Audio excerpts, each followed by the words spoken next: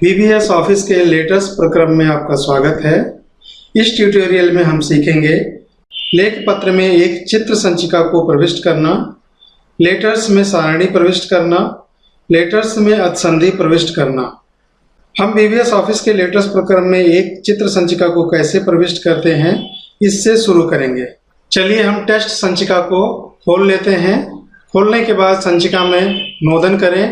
अब चित्र प्रविष्ट करने के लिए विकल्पी सूची में से समावेश विकल्प पर नोदन करके चित्र उप विकल्प पर नोदन करें और अंत में संचिका से पर नोदन करें। संचिका से पर नोदन करने के बाद यह संवाद पेटी प्रदर्शित होगा। यह संवाद पेटी प्रदर्शित होने के बाद कंप्यूटर के उस भाग में जाएं जहां पे आपका चित्र है, जिस चित्र का आप समावेश अपने संचिका में करना चाहते हैं। तो मैंने पिक्चर में एक चित्र को रखा है।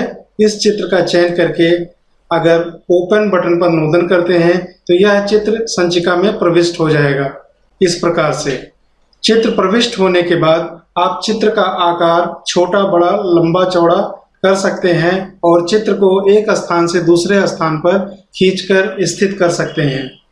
चित्र को छोटा बड़ा करने के लिए आप देखेंगे चित्र के चारों किनारे रंगित हैंडल आ रहे हैं।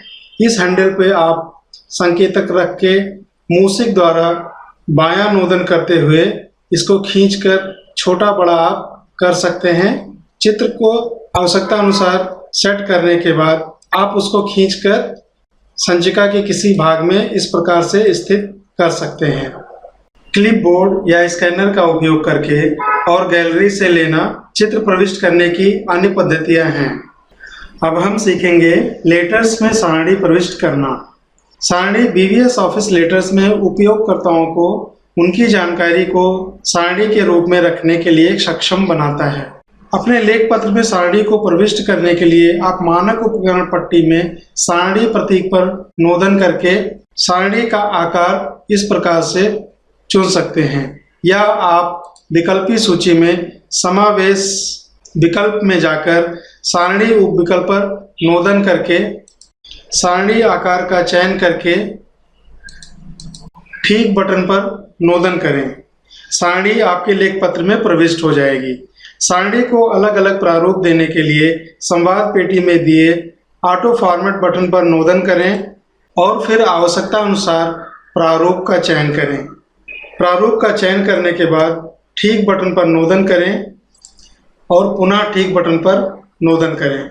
लेख पत्र सारणी प्रविष्ट होने के बाद सारणी में हम जिस कक्ष में नोदन करेंगे उस कक्ष में हम आसानी से सारी जानकारी को टंकित कर सकते हैं।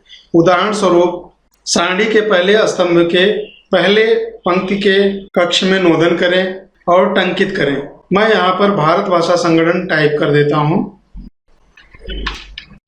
अब दूसरे कक्ष में नोदन करें और टंकित करें।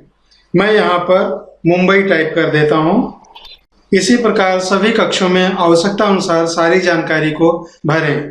एक कक्ष से दूसरे कक्ष में जाने के लिए आप तीर बटनों का भी प्रयोग कर सकते हैं इस प्रकार से,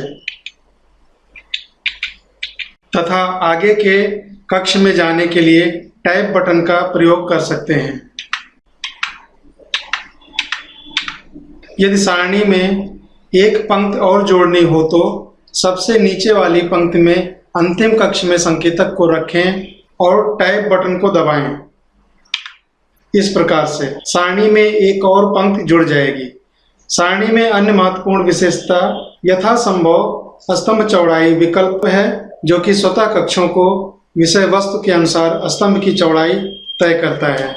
सारणी के दूसरे या दाएं ओर के कॉलम में इस विशेषता को लागू करने के लिए पहले नोदन करें और फिर दूसरे स्तंभ में संकेतक कहीं पे भी रखें। आखिरी कक्ष में हम संकेतक को रखते हैं। अब विकल्पी सूची में सारणी पर नोदन करें। नोदन करने के बाद स्वतः ठीक उप विकल्प पर नोदन करें। अंत में यथासंभव स्तंभ चौड़ाई पर नोदन करें। अब आप देखेंगे कि स्तंभ में कक्षों के विषय वस्तु के अनुकूल स्तंभ की चौड़ाई स्वतः ही तय होती है। इस प्रकार सारणी में किसी भी स्तंभ के लिए यह कर सकते हैं। आप अपने सारणी के लिए विभिन्न प्रकार की सीमाएं डाल सकते हैं। कोई भी सीमा न रखने से लेकर सभी आंतरिक और बाहरी सीमा रखने या आपके सारणी में केवल बाहरी सीमा रखने के लिए है। इसके लिए उपयुक्त विकल्प चुनने के लिए विकल्पी सूची के सारणी विकल्प पर नोदन करें। नोदन करके उप विकल्प सारणी गुणधर्म पर नोदन करें। सारणी प्रारूप का संवाद पेटी प्रदर्शित होगा, उसमें सीमाएं विकल्प को चुनें। अब आप अपनी आवश्यकता अनुसार सीमा को यहां से चयन करके ठीक बटन पर नोदन करें। नोदन करने के बाद आवश्यकता अनुसार चुने गए विकल्प आपके सारणी पे लागू हो जाएंगे। अब हम सीखेंगे लेटर्स में अतिसंधि कैसे बनाते हैं। उपयोगकर्ता अतिसंधि का उपयोग अतिपाठ को विचरण या देखने के लिए करता है। अतिसंधि लेख पत्र के लिए संदर्भ है कि पाठक स्वयं शुरू कर सकते हैं या वह स्वतः ही शुरू हो जाता है। अतिसंधि पूरे लेख पत्र को या लेख पत्र में विशेष अव्यय को इंगित करता है। संचिका में अतिसंधि बनाने के लिए हम एक लेख पत्र को बनाकर कंप्यूटर में उसका संचयन कर लेते हैं या पहले से संचयन किए हुए किसी संचिका को अतिसंधि कर सकते हैं। मैंने पहले से एक संचिका को बना लिया है अतिसंधि करके दिखाने के लिए। आप देखेंगे डॉक्यूमेंट्स में भारत भाषा समर्थक नाम की एक संचिका है। इस संचिका को मैं आपको अतिसंधि करके दिखाता हूँ। यहाँ पे मैं टंकित कर देता हूँ भारत भाषा समर्थक। टंकन करने के बाद इसका चयन करना होगा मूषिक के द्वारा। चयन करने के बाद हम समावेश पर नोदन करेंगे। नोदन करने के बाद अतिसंधि पर नोदन करेंगे। अतिसंधि पर नोदन करने के बाद यह संवाद पेटी प्रदर्शित होगा। इसमें अंतर्जाल, संदेश एवं समाचार, लेख पत्र, नया लेख पत्र विकल्प उपलब्ध हैं। चूंकि हम पाठ लेख पत्र के लिए लेख पत्र बना रहे हैं, इसलिए लेख पत्र विकल्प पर नोदन करेंगे। अब पत्र क्षेत्र में संचिका खोलो बटन पर नोदन करेंगे। नोदन करने के बाद उस संचिका का चयन करेंगे जिसे हमें अतिसंधि करना है। तो मैं भारत भाषा समर्थक नाम की संचिका का चयन करके ओपन बटन पर नोदन करता हूं। आप देखेंगे कि यह पथ क्षेत्र में अब उस संचिका का स्थान प्रदर्शित हो रहा है।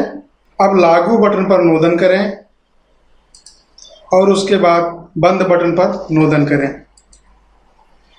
आप देखेंगे पाठ भारत भाषा समर्थक अब रेखांकित है, इसलिए पाठ में अब अतिसंधि हो गया है। भारत भाषा समर्थक पर संकेतक को रखें और कंट्रोल बटन दबाकर रखें। कंट्रोल बटन दबाने के साथ अब मूषिक द्वारा बायां नोदन करें। बायां नोदन करने के बाद आप देखेंगे भारत भाषा समर्थक नाम की संचिका खुलकर आपके सामने प्रदर्शित होने लगती है। इसी प्रकार आप किसी भी प्रकार की संचिका जैसे चित्र संचिका, PDF संचिका इत्यादि और साथ में वेबसाइट को भी आप अतिसंधि कर सकते हैं। अब मैं आपको भारत भाषा संगठन की वेबसाइट भारतभाषा.in को अतिसंधि करके दिखाता हूँ। तो यहाँ पर मैं लिख देता हूँ भारत भाषा संगठन, फिर उसके साथ भारत भाषा संगठन की वेबसाइट को अतिसंधि करता हूँ। भारत भाषा संगठन लिखने के बाद अब इसका चयन करना होगा मूषिक द्वारा।